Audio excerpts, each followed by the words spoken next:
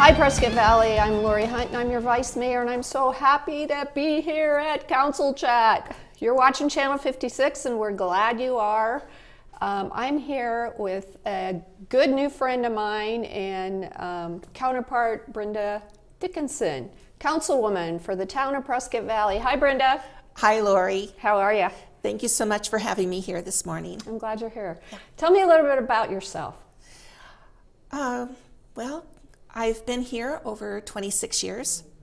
Moved here from Tucson with the Federal Aviation Administration to work out at the airport in Prescott Love Field. I worked in the flight service option in air traffic control, and they were consolidating facilities all across the nation actually. And here in the state, they closed everything but Prescott and made Prescott the hub for flight service option. And I worked there for about 10 years. I was actually with the FAA for over 31 years. Then they were privatized and just closed all the flight service stations across the nation. And Lockheed Martin bought the contract. Okay. And I went to work for Lockheed Martin the same day that we closed the flight service station, and I worked for them for nearly 3 years here in Prescott Valley. Fortunately, they were here, and I didn't have to move out of the area. That's great. Yeah. So you, like me, are blessed to still have a parent with you. Yes, I am. I'm very fortunate to have my mother with me still. She's going to be 91 God bless her. in May. She had her physical this last week, and they said that she had a chemical profile of a 19-year-old. Wow. And she had to joke. She said, are you sure you're not dyslexic? Because I'm going to be 91. But she loves living here too. Great. Yeah. Great. So you've lived here in town for how long? Over 26 years. Great. Yeah. Love it, just like I do, I know. Oh, yes. And obviously, over the last 26 years, things have changed a lot. When I first got here, we didn't have all of the amenities that we have now. And it's been exciting to grow along with the town and to enjoy the things that the previous councils passed while I was working. And I volunteered in a number of capacities. And now I'm able to serve the town as a councilwoman, and I'm so pleased and delighted. So you have a couple committees, really important committees. Yes. Each council member gets some committees, and then we start our own thing. Prior to our start here, we were talking about a new fentanyl working group, which you sit on with myself, and how important it is to get the word out about fentanyl and what it's doing, particularly to our adolescents and our young adults. So that's something we're doing, more information on that. We also have a previous council chat on that, and people can go back on YouTube and see it at Prescott Valley, all one word, the number 1. So I encourage you to do that. But your committees, what's your favorite committee you're on right now? Well, I'm actually the representative for the town of Prescott Valley on 2 different committees. The first one is the Collective Impact Partnership, and it's a coalition of a number of organizations, including the United Way, the Veterans Administration, Stepping Stones, and their goal is to address homelessness in the area. And in respect to that, they had a couple of special terms that they use that I just learned. Okay, share with us. One, they work together to create awareness to the problem, first of all, and then they want to implement plans to help the unsheltered rather than calling them homeless. I like that word. The other thing that they do, which is another term being used in place of homelessness, in areas of food insecurity. Okay. Rather, than going to a food bank or whatever. They call it food insecurity, transportation, housing, and other items as well. So I'm glad you mentioned transportation, because I listened in on a few of the collective impact meetings, and one thing when we were talking about transit, our van system, let's call it, our demand response van system that we're in the works of implementing, they were really interested in that in transportation.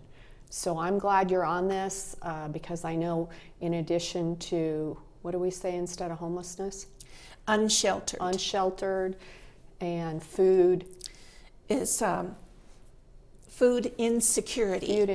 Food insecurity. We also, the transit is going to be really important. Your second committee you wanted to tell us about. Okay, that is the Dignity / Yavapai Regional Medical Center Council of Electors. Okay. And the duties of the Council of Electors is to recommend candidates to the Board of Trustees. And generally when there is a vacancy or when there is going to be a reappointment of board members. And the Council of Electors meets in order to do this. There are 9 members on the board, and they're all volunteers, and they're from the community at large. They set up hospital policy, provide direction for long-range planning, monitor fiscal responsibility, and promote community relations. And so we, the Council of Electors, gets together and recommends individuals from our community that might fill one of these positions. That sounds like a very important job. I know one of their goals was to get more Prescott Valley people on that board. And Marnie from our Chamber of Commerce is on there now, so Yes. I'm really excited about that. Yes. And I'm very excited that Dignity is in the community. Don't get me wrong, I love YRMC and I've gotten great service from them. But I'm glad Dignity is in our community as well now. So thank you for that. You also listen in on some, as alternates on a lot of the transportation, SIMPO, and I'm really glad you're doing that, working with the mayor on that. That's a great committee. Yes, and I also sit on another committee with you, with the Emergency Management Committee for the community. Right, and let's hope we never have to implement that. Yes. But we're there if they need us. So, Brenda, what do you like to do in your free time? In my free time, if there is any, of course there's been very little lately, I do enjoy reading, and a couple of my favorite authors are Danielle Steele and John Grisham. Okay. Generally, though, I have a nonfiction book going as well, and I just finished reading a book on leadership by Rudy Giuliani. And that book is based on his experience as mayor during the 9/11 crisis. And he really brought New York City together and became the mayor for the country, basically, at that point in time. And it's just a wonderful book. And that also I wanted to mention that I am on the Healing Field Committee now. Great. As a fundraiser. And that is going to be held this year in September 10th through the 18th. And as a fundraiser, the committee and the flags are provided by donations. They run basically on donations. And if there's anyone that's interested in donating to the Healing Fields, this is a huge program that is provided to the community to provide a tribute to the 9/11 victims, and they can contact me.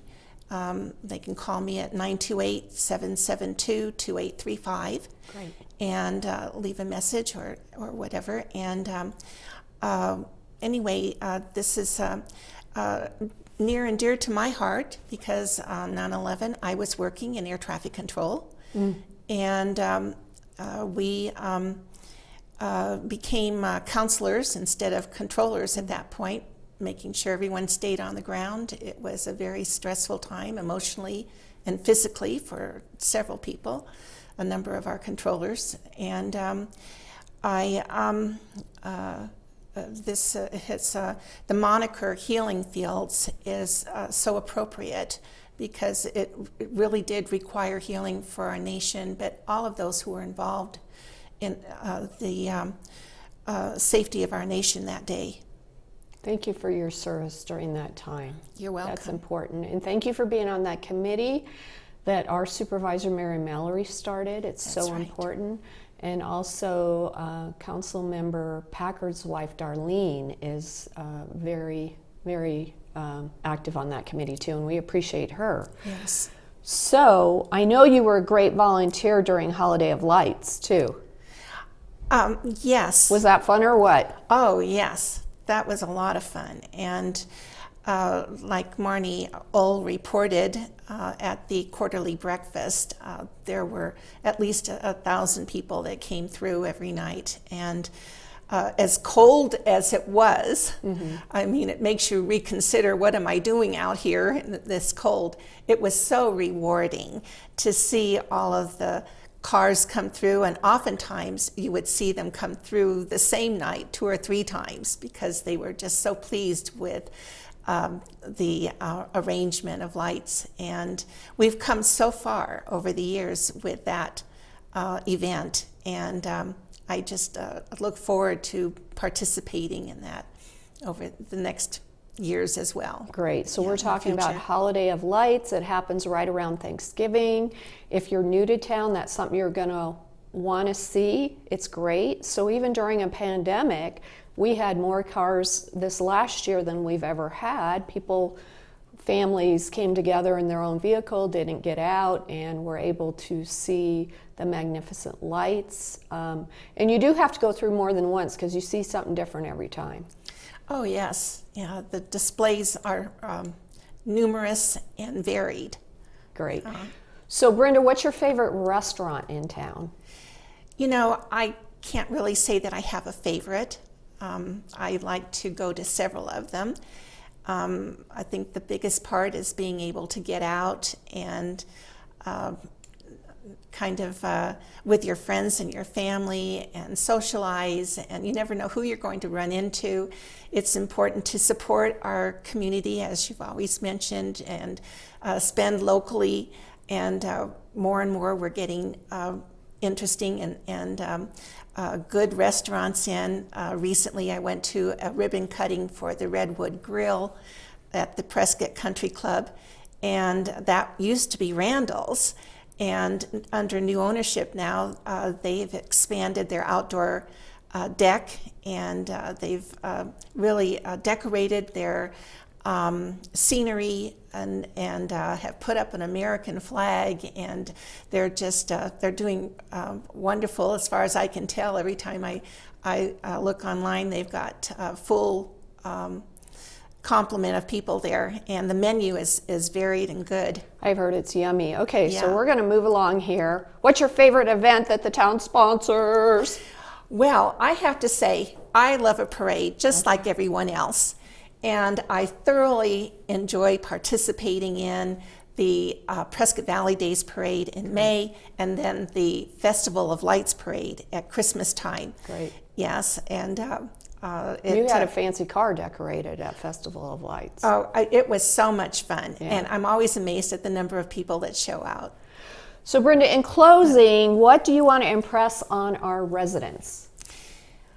You know, this last year has been very difficult for everybody, not only with the pandemic, but then we went through a very difficult election, and the economy has been disrupted. There's no assurances of anything other than the fact that God is always there for us. And our town council, we honor the Lord in our prayers.